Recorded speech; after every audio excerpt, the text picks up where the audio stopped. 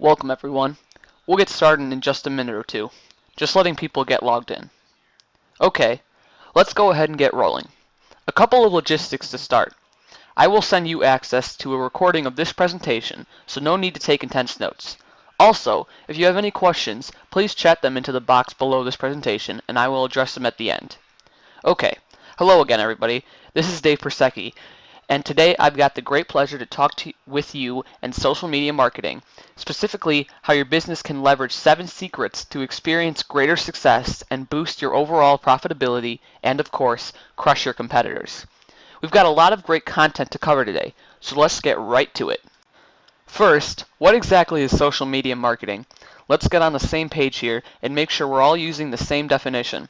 Here's one that I use. Social media marketing is the use of social media sites such as Facebook, Twitter, and LinkedIn to promote products, events, and services, pursue branding goals, increase buyer awareness, reach and engage buyers in the most efficient way possible, and, most importantly, drive more business. Many of you may still think that social media is just for kids to play around, but it is in fact one of today's most powerful business tools, which this presentation should make clear. I also like to address the who cares question right up front. Now, if you registered for this webinar, the chances are pretty good that you have some idea of why social media is important. But as I said, there may be some skeptics in the audience today who still need convincing. The stats on this slide and the next one should help.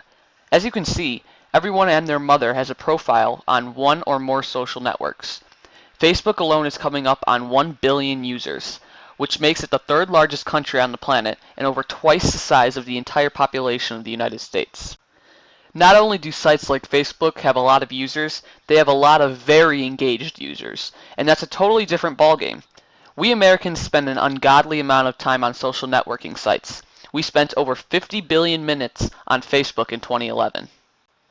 And that was just in May. I'm going to pause for effect here to let that soak in. In case you don't have your calculator handy, that's over 3 hours for every man, woman, and child in the US. Here's a nice chart showing how quickly social media is growing in general, and how unbelievably dominant Facebook has become with people across the globe. 310 million daily unique visitors. Amazing. That's a lot of eyeballs, folks. The question is, can they see you? When it comes to social media and business, there's certainly some controversy. I don't think I've heard anything in business debated more on the criteria of time suck versus ROI, more than social media. And you generally hear 2 extreme viewpoints, the naysayer narrative and the Pollyanna narrative. Let's start with the naysayers. The naysayers say social media is a fad. They say it's overblown. They say it's just for the kiddos. They say, with kind of a stuffy attitude, that social media has no place in business. If they engage in social media at all, they just kick it to the intern or the boss's teenager to manage.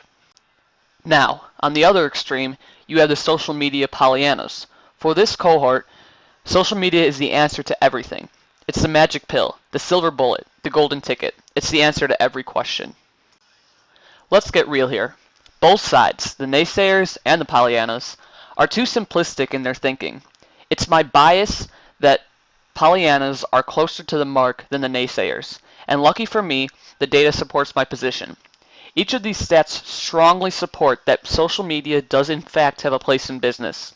The reality is that social media is a potent weapon that works, but it's not the only one you should use, and it needs to be wielded with some skill to be effective. A big reason to get involved in social media is that you have to do it to stay relevant. Your buyers expect it. And if you fall short of their expectations, they'll be more likely to spend their money with the other guy down the street. Look at these stats. Buyers want to interact with brands on social media sites. You can either join the conversation or let your competitors do all the talking. It's up to you.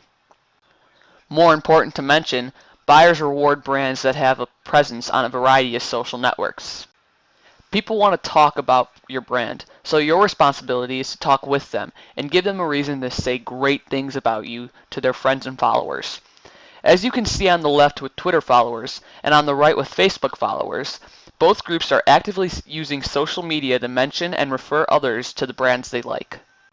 So, what are the ways that your business will benefit from social media? 1. You increase engagement with your prospects and customers.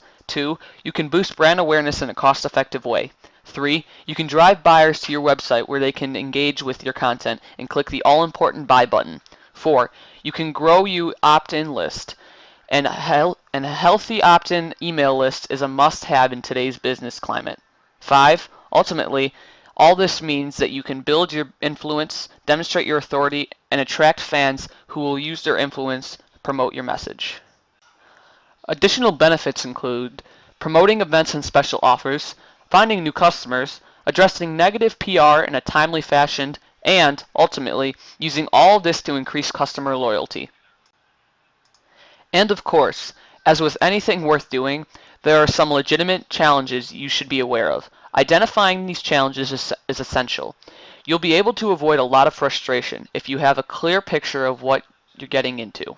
Here are some of the top challenges that businesses face with social media. 1. Overcoming culture resistance. People have strong opinions about sites like Twitter and Facebook. If you launch a social media program at your business, you're likely to encounter some pushback with some of your team. You'll need to be prepared to work through that. 2. Finding the resources to maintain a consistent effort. This is a major challenge for small enterprises, which are typically short-staffed. 3. The third challenge is just getting started. Getting into social media can be intimidating and overwhelming. For many, the social media landscape is a strange and foreign country with different norms and customs. 4. Measuring the return on investment can be tricky. It's not impossible, to be sure, but it's not always straightforward either. And that's not to say there isn't a great ROI with social media. Calculating it, however, can require some know-how. 5. The last challenge is one of organization and discipline. To be effective, you have to have both. Social media programs don't run themselves, and they'll run all over you if you don't let them. These challenges are totally surmountable. If they weren't, I wouldn't be talking to you today. I wouldn't be encouraging you to get involved. But I thought it was my duty to speak candidly to you and not sugarcoat anything. Okay, enough preamble. Let's dive right into the 7 ways you can use social media to dominate your sandbox. Number 1. Go where your people are. Seems like a reasonable idea, doesn't it? Well, your people are on YouTube, Twitter, LinkedIn, and/or Facebook. They may be on one, or they may be on all of them. This is different by audience and by industry. As long as this is the case, you need to meet them there. Find the network or networks that most relevant to your market and create a presence. And be disciplined enough to not spend time in places where your audience isn't, just because they are the latest and great social media site. That's how social media becomes a low ROI, time suck. But look, no matter what industry you are in, no matter what product you sell, and no matter how old your customer is, they are on social media, and they are growing increasingly fast. Don't deny this with my customers don't do social media attitude. That's just not the truth anymore, if it ever was. Number 2, proactively cross-pollinate. What I mean by that is use your offline and online efforts to complement and boost each other. They will both be more effective when you use them together. On the left is an example of table tents that you'd find in a restaurant, a great way to promote your social media presence. In the middle is someone's email signature with their social sharing icons included. Most business people send hundreds of emails a day.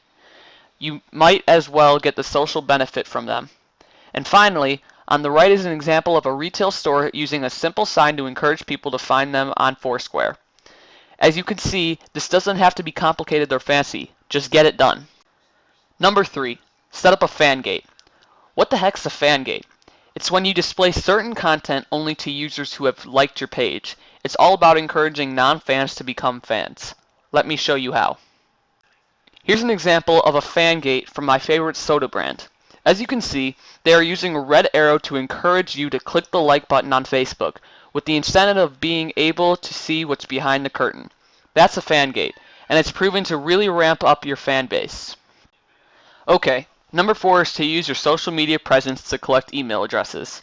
As I always say, you should build your list every single day. Well, you can add an email opt-in form to your social media site to build your list of email addresses from visitors. Again, the best way to do this is to offer some sort of incentive, as you can see being done on the Crocs Shoes page on Facebook.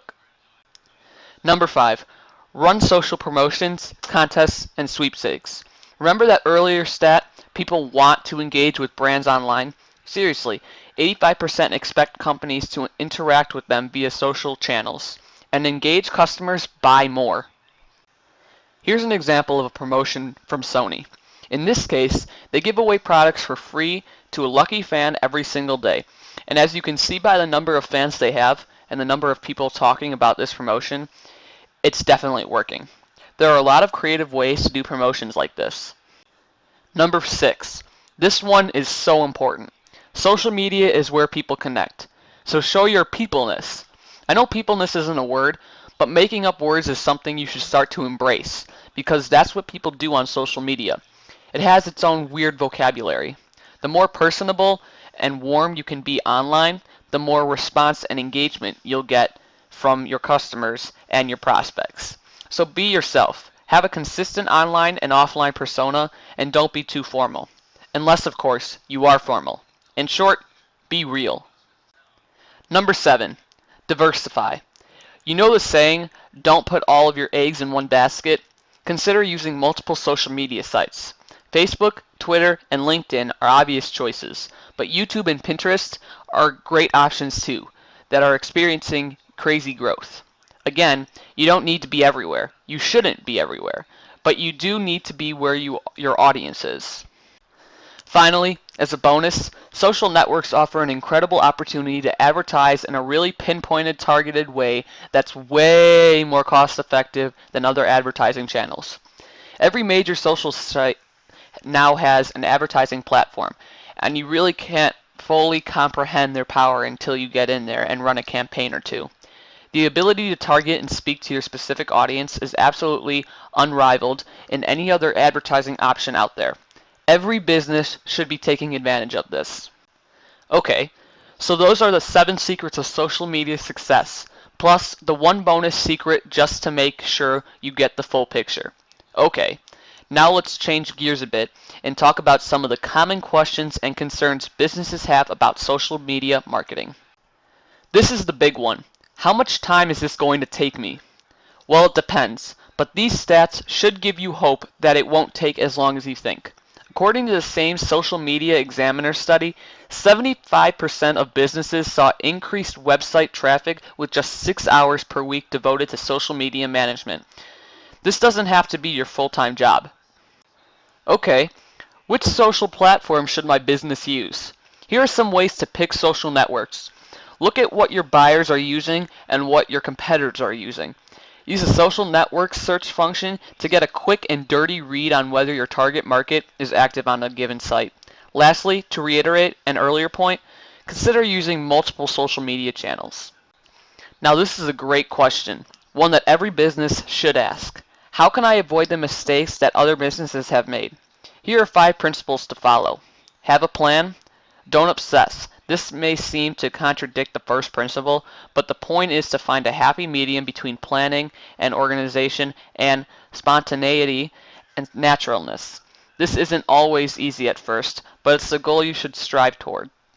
Engage with your audience. Don't just use social media as the pulpit. Make sure to listen as much as you can. Don't just hand over your social media program to the boss's teenage daughter or to an unpaid college intern. You need to treat this like a real business, advertising campaign that is being seen by the world. Okay, so maybe this isn't technically a frequently asked question, but it is a question that all businesses should ask, because there are multiple ways to measure the efficiency of social media. One thing I want to stress is that social media has value beyond sales. It's also great for promoting word of mouth, strengthening the ties you have with your customers, and adding value to your products and services.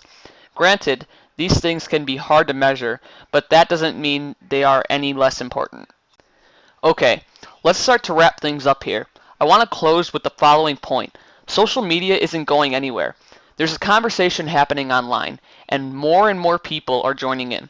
Consider that over half of Twitter users talk about and recommend brands in their tweets. What's more, the average consumer mentions brands over 90 times per week in conversation. You really should be part of that conversation. You can do it, and we can help. If you need any assistance in planning or executing your social media presence, we'd be honored if you'd consider us as a resource and get in touch.